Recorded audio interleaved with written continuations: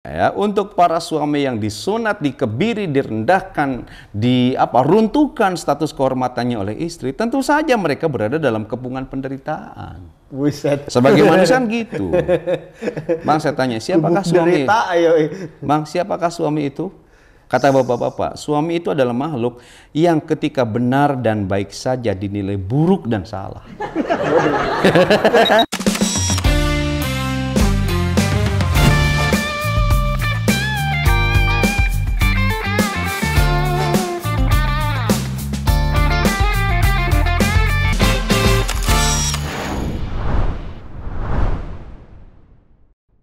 Assalamualaikum warahmatullahi wabarakatuh. Waalaikumsalam warahmatullahi wabarakatuh. Selamat datang dan selamat bergabung bersama saya Bren. Saya Aang Ridwan. Di program kesayangan kita semua, apalagi kalau bukan Kulkas Kuliah Ringkas. Salah satu kuliah yang gak bikin boring, gak usah ngontrak SKS dan bayar UKT. Namun meskipun ringkas, insya Allah berkelas dan berkualitas. Karena Kulkas ngademin topik-topik panas bukan pakai nafsu, tapi pakai ilmu insya Allah dengan bimbingan Wahyu. Kulkas seru kajiannya, seri sajiannya. Kulkas ngadem yuk.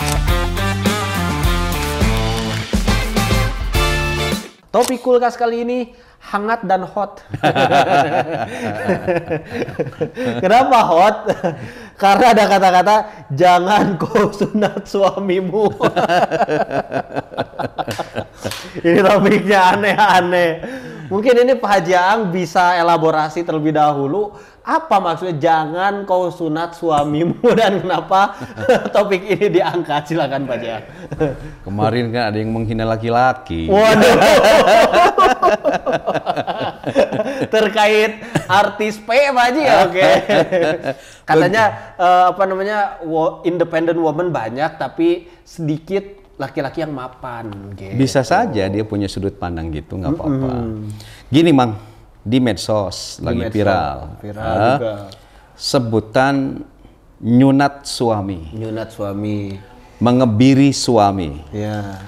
Istilah ini sebuah metafor yang dinisbahkan kepada sikap seorang istri yang suka pertama mengkebiri maskulinitas suaminya. Jadi nyunat suami itu dinisbahkan pada seorang istri yang suka mematahkan kejantanan elan vital suaminya. Jadi nyunat suami ini satu istilah metafor yang dinisbahkan pada seorang istri yang mentulang lunakan keagungan status tulang punggung suaminya. Atau juga dinisbahkan pada seorang istri yang membusukan posisi adiluhung suami sebagai pewaris tulang rusuknya. Gitu. Nyunat suami itu juga dinisbahkan pada seorang istri yang suka mengkerdilkan tugas pokok dan fungsi suaminya, bahkan ia begitu hobi mengiris tipis-tipis emosi suaminya. Gitu. Mengiris tipis-tipis emosi dan dikasih jeruk nipis. Ya. Karena itu posisi suami di hadapan wanita yang suka menyunat suaminya sangat degradatif. Martabat suaminya itu seperti martabak yang bisa ia makan kapan saja ia suka dan bisa ia campakkan di mana saja. Ya, suami yang disunat istrinya, Mang, posisinya itu menjadi tiada arti, seperti krayon yang berwarna putih. Ibarat sehelai rambut digelap kulitnya. Ada apa aja krayon?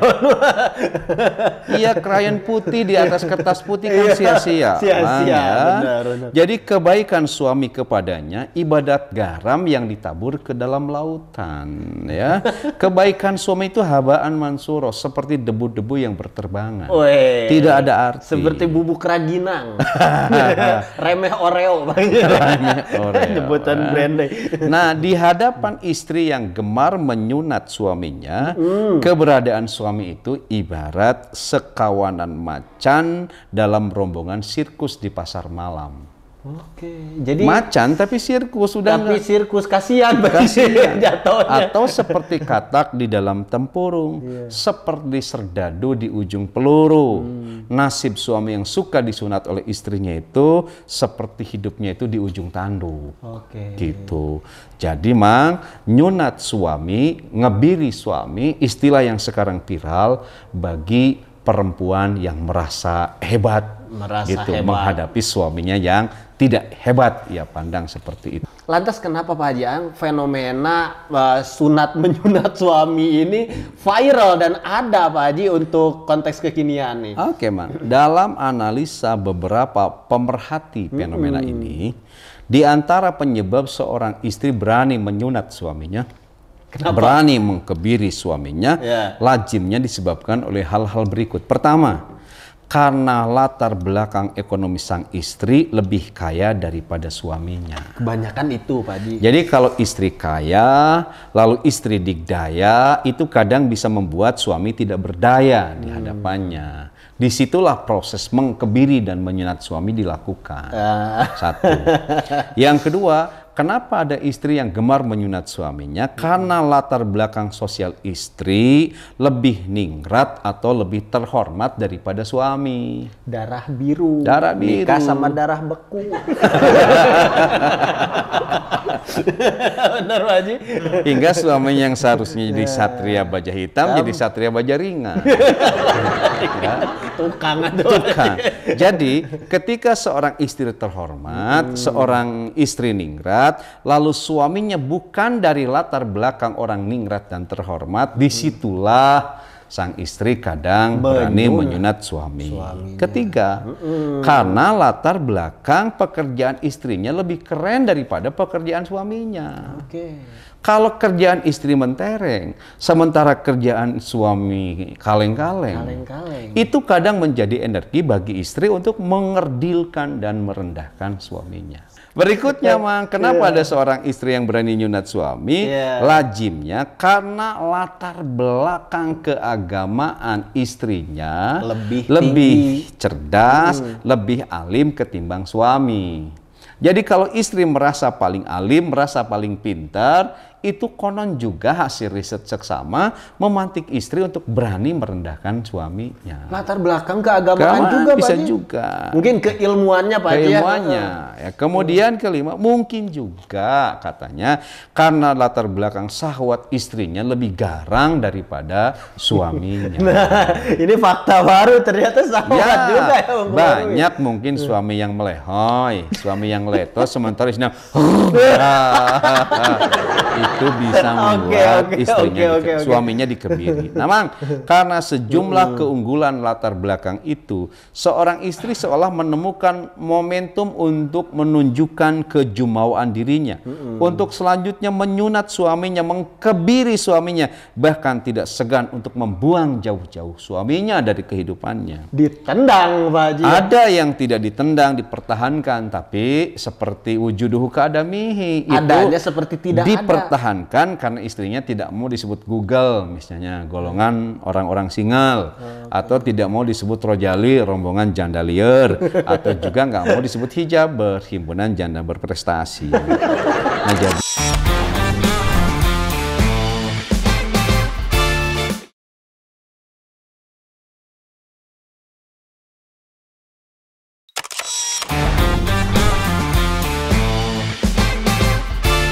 ada banyak sebab dari mulai ekonomi, sosial, pekerjaan, keagamaan, syahwat yang melatar belakangi kenapa fenomena suami nyunat istri atau maksudnya istri nyunat suami atau istri mengebiri suami sekarang begitu ramai menyeruak ke permukaan. Oke, menarik ya Pak Haji ya.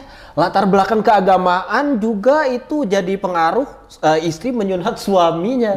Padahal seyogianya ketika kita lebih tinggi ilmunya, kita harus lebih patuh pada suami, Pak Haji, harusnya. Ya kalau istri merasa pintar lalu mengkritisi suami kan itu masalahnya, Pak Haji.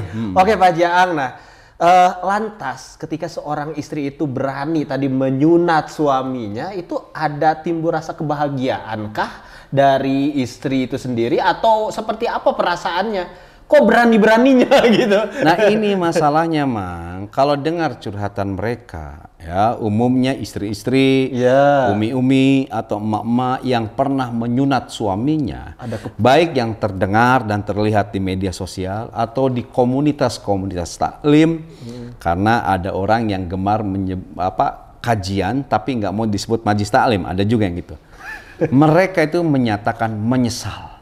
Ternyata menyesal. Contoh kasus, ada pasutri sudah lama menikah tapi tidak dikaruniai keturunan.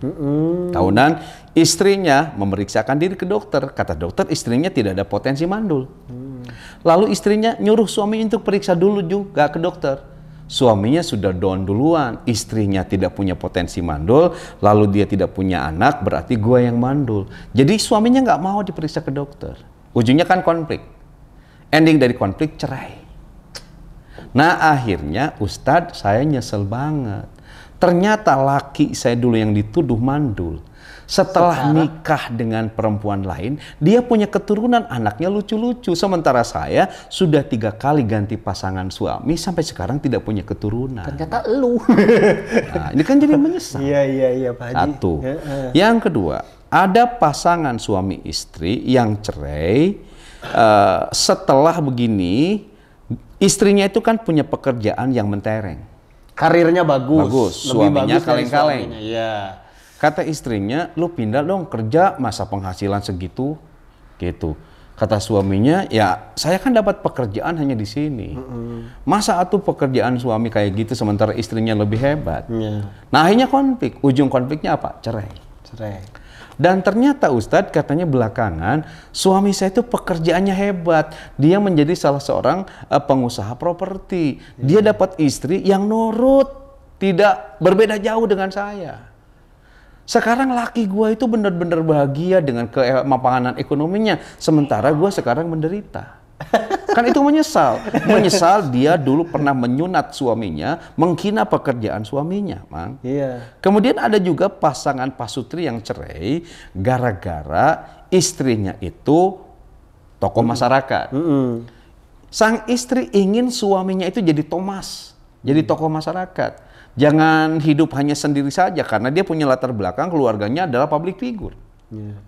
Suaminya kan aku ini seperti ini, sekarang belum bisa, konflik, ujungnya cerai. Nah setelah itu kata istri Ustadz, suami saya sekarang itu dia jadi public figure, dia malah jadi anggota dewan, hidupnya juga dia bahagia dan dihormati oleh orang banyak. Sementara nasib saya semakin terpuruk. Banyak penyesalan ya. Ibu itu menyesal karena sudah menghina suaminya dulu, kuulen, tidak mau gaul. Ternyata mungkin untuk bisa gaul kan butuh waktu. Ada proses. Ada proses ya. Kemudian gini juga, ada pasangan suami istri, si istrinya itu kadang cemburu sama suaminya. Kenapa? Karena suaminya sering kali ngasih uang pada ibunya. Nah ini menarik. Jadi ada suami sering ngasih uang kepada ibunya. Ustadz, perasaan saya ketika suami saya ngasih uang kepada ibunya tidak ngasih tahu saya tuh merasa diselingkuhi yang amat berat. Akhirnya konflik. Setelah konflik cerai. Nah sekarang gimana? Ustadz, sekarang saya punya suami saya tuh bener-bener selingkuh. Dia ngasih uang untuk selingkuhannya. Sementara saya begitu dihinakan. Sementara suami saya dulu yang sering ngasih pada ibunya, dia punya pasangan hidup dan dia hidupnya sekarang bahagia. Maka kata emak-emak itu, tolong sampaikan topik ini. Bila suatu saat istri sedang digdaya, istri sedang hebat, entah di pekerjaan, entah di status sosial, entah di aspek apapun, janganlah kau hinakan suamimu, jangan kau sunat suamimu, jangan kau kebiri suamimu, apalagi membuang suamimu jauh-jauh, sebab bisa jadi suatu saat kamu akan menyesal. Ternyata kepuasannya sementara. Pak Haji. Di kemudian hari banyak yang menyesal justru yang menderita. Orang-orang yang menyunat suaminya. Nah Pak Jaang, sekarang sudut pandangnya diganti nih dari sudut pandang seorang suami yang disunat. Alhamdulillah ya saya Pak Haji nggak merasa itu. Mungkin Pak Haji mungkin Pak Haji Ang pernah, tapi insya Allah juga enggak ya. Tapi kira-kira Pak Haji Ang nih sudut pandang seorang suami yang disunat itu seperti apa, dan Pak Haji Ang punya saran atau masukan atau tips bagi orang-orang yang disunat itu? Saya menduga ya, untuk para suami yang disunat, dikebiri, direndahkan, runtuhkan status kehormatannya oleh istri, tentu saja mereka berada dalam kepungan penderitaan. Buset. Sebagai manusia kan gitu. Bang, saya tanya, siapakah suami? Bang, siapakah suami itu? Kata bapak-bapak, suami itu adalah makhluk yang ketika benar dan baik saja dinilai buruk dan salah. Itu suami yang disunat. Kalau berbuat buruk dan salah pasti dirujak dan digoreng oleh istri. Beak, ini cek bahasa Sunda. Meskipun di Sunda itu suami disebut salaki. Tahu arti salaki, Mang? Karena sahabat lawan kikituan. Sekarang Mang saya baru ngeh. Kenapa Mang Bren saya mau nanya. Saya baru ngeh nih. Kenapa gambar pada sampul obat sakit kepala suka laki-laki? karena Paramek, Insa, Bodrek, Eskadon, gambarnya siapa? Laki-laki. Saya menduga jangan-jangan dia laki-laki yang disunat oleh istrinya.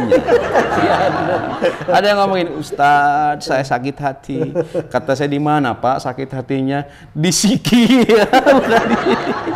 Di sini ya. Hati. Kenapa? Kata saya sakit hati.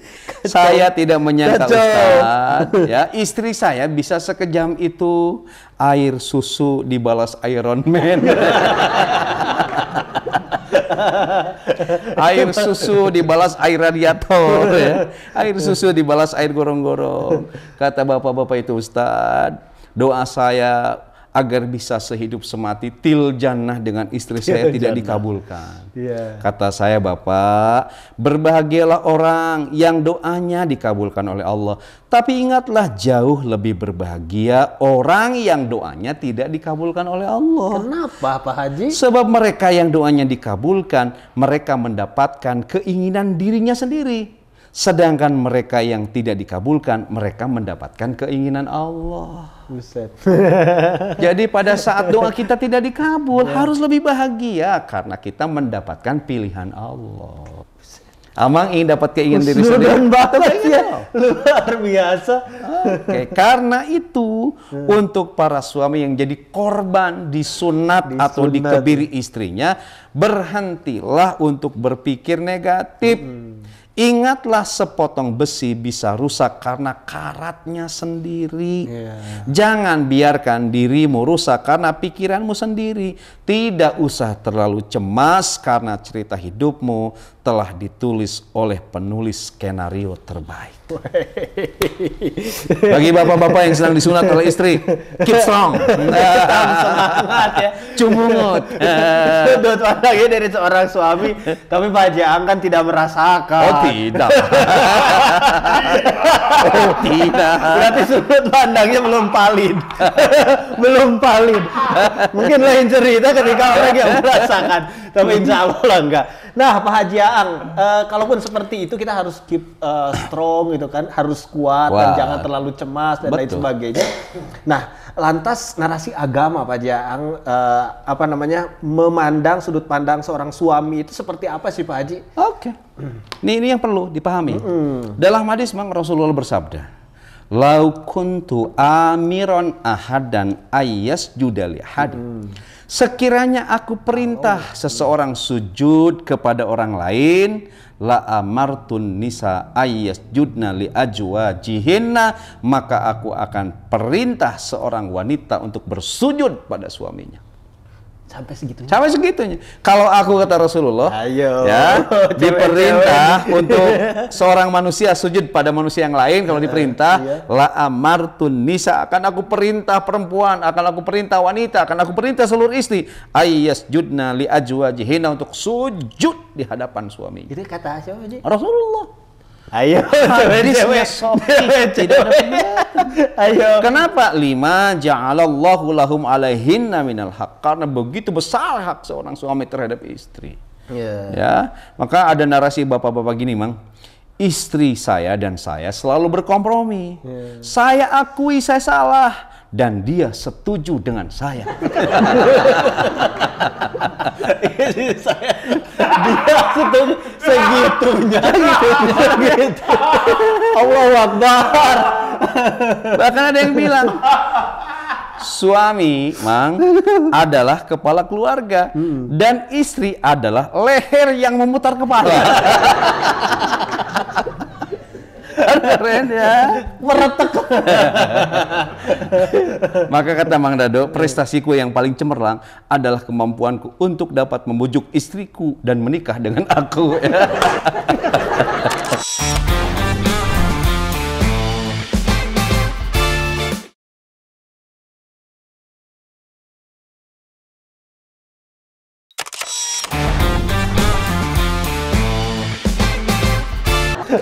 Jarang. Nah, disebutkan pula dalam narasi agama. Nah, dengerin nih, para ciwi-ciwi didengerin. Ar-rijalu qawwamuna 'alan nisa. Itu udah valid banget. Laki-laki itu qawwam, tiang, imam, pimpinan, komandan untuk perempuan. Iya, benar. Maka jangan sekali-kali karena perempuan kita, suami kita misalnya lemah secara ekonomi, lemah secara intelektual, lalu kita mengkebiri atau menyunat suami kita. Ingat, narasi agama memposisikan suami itu begitu luar biasa dan begitu adiluhung. Nah, kalau begitu Pak Haji, dalam narasi agama juga nih ya, konteksnya masih dalam narasi agama, lantas harus seperti apa perlakuan istri terhadap suaminya Pak Haji? Oke. Kan kalau ngebiri kan jangan Pak Haji ya. Lantas harus seperti apa Pak Haji? Begini dari Abu Hurairah yang berkata, "Qila li Rasulillah sallallahu alaihi wasallam, ayyun nisa'i khairun." Ya Rasulullah, siapakah wanita baik itu? Pertama kata Rasulullah, allati tasurruhu idan natara. Istri yang baik itu yang paling menyenangkan jika dilihat suaminya. Saat suami melihat dia, wajahnya berseri, wajahnya berbunga-bunga, wajahnya menaburkan energi positif, wajahnya itu ngangenin gitu. Itu istri yang baik. Bukan malah istri itu ketika ditatap oleh suami manyun jika bebonagong. Ya, harus membuat suami senang. Karena itu wallpaper di handphone saya adalah istri saya. Karena Pak Haji Aang kalau saya di luar mendapatkan masalah, saya lihat handphone saya di rumah ada yang lebih banyak masalah. Kirain Baji bercanda Baji. Ketawanya ini bercanda. Kedua Mang nih, istri yang baik itu kata Rasulullah, watu'ti'uhu ida amaro. Mentaati suami jika diperintah. Betul. Ini juga kata bapak-bapak, di rumah saya adalah bos, tapi istri saya adalah pembuat keputusan. Oh, saya di rumah bos, tapi membuat keputusan adalah istri saya. Kemudian yang ketiga, istri yang baik itu wala tukhalifuhu fi nafsiha wa maliha bima yakrahu, tidak berselisih dengan suami atas pemberian suami atau harta dari suami hingga membuat suami menjadi benci. Jadi kalau memahami teks ini, jangankan menyunat suami, jangankan mengkebiri suami, berselisih saja dengan suami itu bukan indikasi istri yang baik. Jadi kalau ada kekurangan dari suami bukan untuk diperselisihkan. Jadi apapun yang dimiliki dan diberi suami, mau mentereng atau kaleng-kaleng, seorang itu harus berterima kasih, bukan malah menyunat dan mengkebiri suaminya. Tapi gini Mang, satu-satunya hewan yang ditakuti singa adalah singa betina. Jadi kalau Amang takut pada wanita, berarti Amang seekor singa. Dan Mang Dado bisa jadi raja singa. Yang mana ada singa betinanya?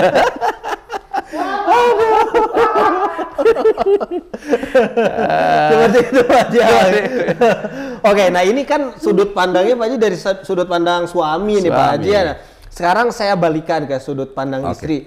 Ya suaminya sih, suami saya sih tidak sesuai ekspektasi saya. Suami saya sih kuulen, tidak progresif dan lain sebagainya. Nah, saran Pak Haji untuk istri yang seperti itu ya, yang mempunyai suami tidak sesuai ekspektasi, sarannya seperti apa harusnya? Bila suami ibu-ibu ya tidak sesuai dengan ekspektasi, ekonominya lemah, kuulen. Istrinya misalnya Kemenkeu, suaminya ketua RT. Ketua RT. Gimana? Gini, Mang, yakini bahwa suamimu di atas segala kekurangan dan kelebihannya adalah pemberian terbaik dari Allah. Pan di Quran surah Al-Qamar 49, Allah berfirman, "Inna kulla syai'in khalaqnahu biqadarin. Sesungguhnya ketika Allah menciptakan sesuatu, ya, itu berdasarkan ukuran yang pas. Jadi bila suamimu hari ini lemah, itu justru suami yang pas untuk dirimu. Bila sekarang suamimu pekerjaannya kaleng-kaleng sementara kamu mentereng, justru itu kata Allah adalah pasangan yang pas bagi kamu. Jadi yakini bahwa suamimu adalah belahan jiwamu, suamimu adalah tulang rusuk, ya. Kamu tulang rusuk dari suamimu. Pelengkap mungkin Pak Haji. Itu pemberian dari Allah. Kemudian di Al-Baqarah 216 bisa kita renungkan, kata Allah, kutiba alaikumul qital, diwajibkan atas kamu berperang. Wa huwa kurhul lakum, padahal berperang itu adalah sesuai yang kamu benci. Termasuk berperang itu kita berperang melawan rasa jumawa kita sebagai istri hebat, suami kita tidak hebat. Kita harus berperang untuk tidak menyunat suami karena kita kerjaannya mentereng, suami kita kaleng-kaleng.